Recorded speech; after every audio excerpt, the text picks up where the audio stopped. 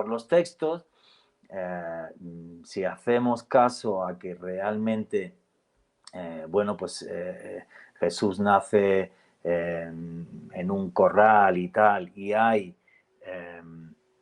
hay ganado que es trashumante, esa transhumancia debería de haberse hecho en verano, con lo cual parece que Jesús posiblemente nació en verano, pero tampoco dicen que en verano porque hacía frío y le hacía falta al niño el burro y el buey, no sé qué, y tacatá, entonces sería en la primavera. O sea, no tenemos absolutamente ni idea de cuándo nació Jesús de Nazaret. No tenemos ni idea de la fecha y el año seguro que no es el cero, ¿vale? O sea, segurísimo. Ujú.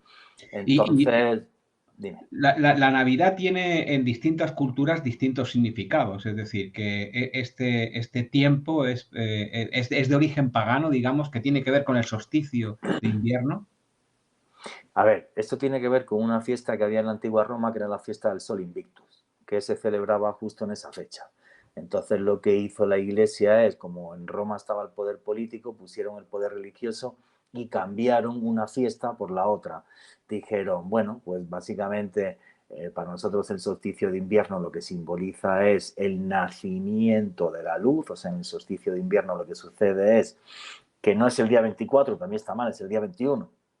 Está la noche más larga y el día más corto, y a partir del día siguiente la luz le empieza a quitar parte del tiempo a la oscuridad. Entonces, por ese renacimiento de la luz, que era la fiesta, repito, del Sol Invictus, tampoco tenía nada que ver con el cristianismo ni con nada, pues se pone el acuerdo de que Jesús nació ahí y la fiesta de la Navidad está ahí. Y luego la Navidad sí simboliza igual en todos los países, no solamente es el nacimiento de Cristo, sino que es una fiesta que creo que tiene una serie de connotaciones comunes, como es estar con la familia, recordarte quién eres, hacia dónde vas, compartir también con tus amigos. Es una fiesta muy, muy occidental que ha permeado ya hasta incluso en el mundo árabe. Curioso porque en el mundo árabe esto hace años era impensable, ver ese tipo de celebraciones en algunos países, tipo Arabia Saudita, por ejemplo, y cada día más la Navidad ha permeado también incluso hasta en el mundo árabe, porque es bonito tener una fecha en la que estar con la familia, con los amigos, compartir,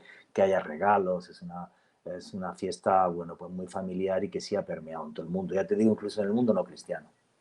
Es habitual que una civilización ocupe con evidentemente, sus costumbres y su cultura y también con sus edificaciones lo que había antes. Estamos en una serie de sustratos de cultura, sustratos incluso de civilizaciones que están uno encima de otro y que una mezquita sustituye a una iglesia y que un templo sustituye a un monumento en distintas civilizaciones. ¿Es algo habitual este reseteo continuo cuando una civilización se impone a otra? Siempre ha sido así. Siempre ha sido así, eso no va a cambiar. Esto es tan absurdo con que donde había una mezquita, pues encima pongo la catedral. Ahí tienes, por ejemplo, la famosa catedral mezquita de Córdoba, que es algo excepcional porque respetaron la sala de las columnas del rezo, ¿no? La catedral de Granada, donde yo soy, exactamente igual, se hizo encima de la mezquita antigua. ¿Por qué? Porque cuando llega una cultura distinta, hay una distribución del espacio público, y esa distribución del espacio público es muy similar en prácticamente todos sitios, ¿no? Hay una parte central de la ciudad donde tiene que estar el poder religioso y el poder político, pues el ayuntamiento, y enfrente la catedral. Eso es lo que se ve aquí en América Latina, se lo ves perfecto, ¿vale? Como son países nuevos que se crean después, está todo perfecto. Siempre está el poder político y el religioso, están uno al lado del otro. Entonces, claro, pues se superponen las culturas y lo que hacen es simplemente construir encima sin más. Un ejemplo muy exagerado de esto lo tienes en Jerusalén, donde la gente va por la vía dolorosa, la vía por la que caminó Cristo supuestamente en el momento de su crucifixión, pero el estrato arqueológico real está a 6 metros por debajo. O sea, la gente no camina por la vía dolorosa. ¿Por qué? Porque además hacían una Jerusalén encima de otra, construían casas y tal, historias encima de las que ya había. Entonces, si tú quieres pisar el estrato arqueológico de Jesucristo, eso lo hago yo cuando hago mis viajes de autor a Israel, que espero poder volver a hacer cuando se termine todo el conflicto que hay por allá, eh, pues para que la gente pise el estrato arqueológico de Cristo, ¿vale? Pues te toca ir, por ejemplo, yo voy a la ciudad de David y si tú vas a los restos arqueológicos de la ciudad de David, llega un punto en el que llegas a las antiguas escalinatas del templo, por las que pasó Jesucristo sí o sí. Entonces, esto es tan ridículo como que ahí no vas a ver adoración cristiana ni 1000 tíos rezando encima de esas escaleras que las pisó Cristo sí o sí, y los vas a ver en la Vía Dolorosa en la que no caminó Cristo jamás en la vida. ¿El mundo es así de absurdo? Sí.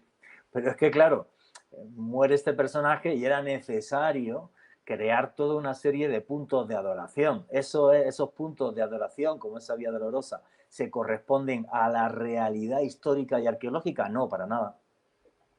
Sin embargo, hay monumentos a lo largo de la historia que no han sido repuestos o reposicionados por la civilización que le acontecía en cuanto a monumentos extraños, que de los que todavía no se ha averiguado prácticamente nada, aunque se ha avanzado bastante en su conocimiento. Estoy hablando en este caso de las pirámides de Egipto, por ejemplo, no han sido sustituidas por un monumento especial. Yo creo que porque no eran ni siquiera un monumento o, como dicen, nos han intentado hacer creer, eran, digamos que, hitos funerarios. ¿Eran las pirámides generadores de energía? ¿Qué eran exactamente y cómo no se han sustituido por otros monumentos en cuanto a otras civilizaciones que vinieron después? No, lo que tenemos claro, por ejemplo, es, vamos a ver, si nos vamos al comienzo, en lo que tenemos claro a nivel histórico de por qué se construyen las pirámides, que habría que irse ante la antigua Sumeria y en concreto entre la pirámide de la ciudad de Ur, está claro que esas pirámides cuando se construyen hace 5500 años, que eran pirámides de adobe, eran un teléfono para hablar con los dioses.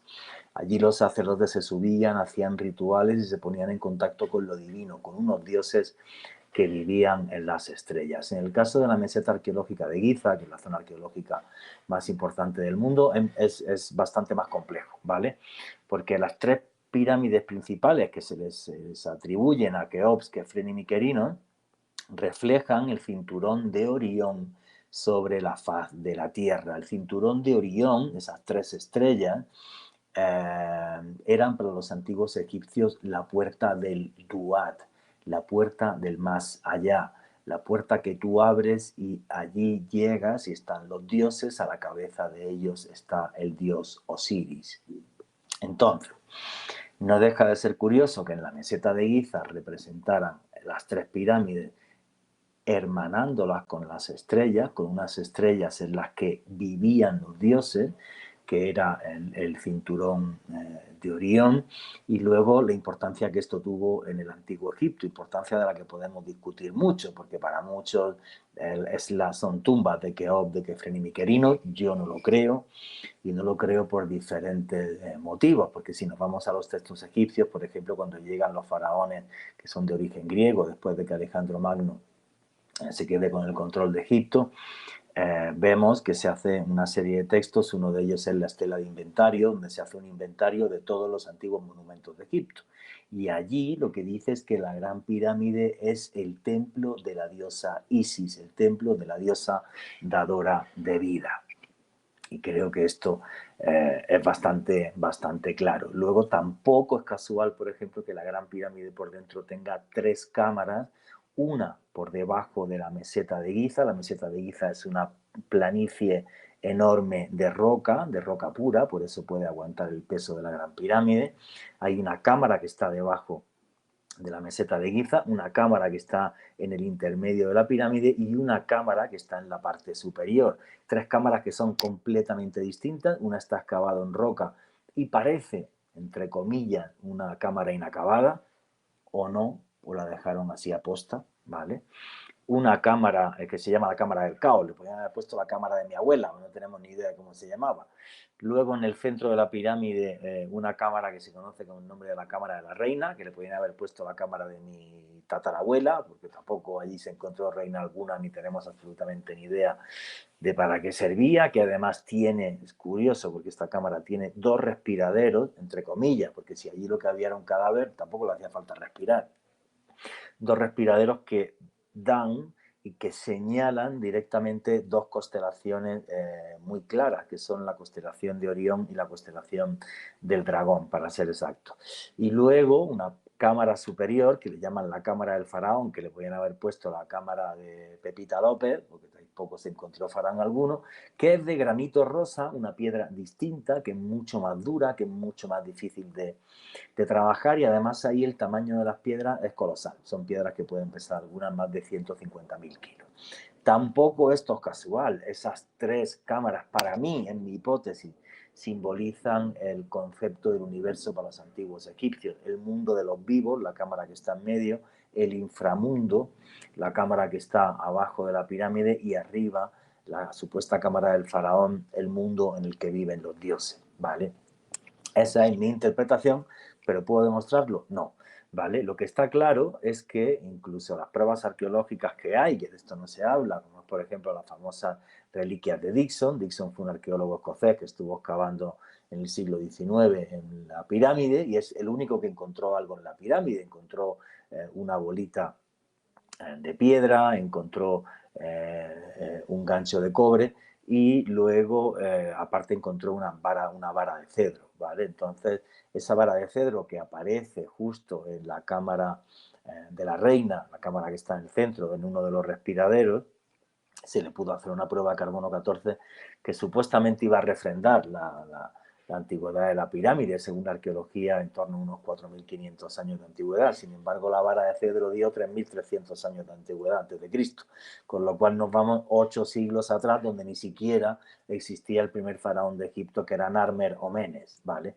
Entonces, la prueba científica está ahí, rompe completamente con lo que es la teoría de que la pirámide sea de Keops, pero de esto no te va a hablar nadie, todos calladitos, que están más bonitos.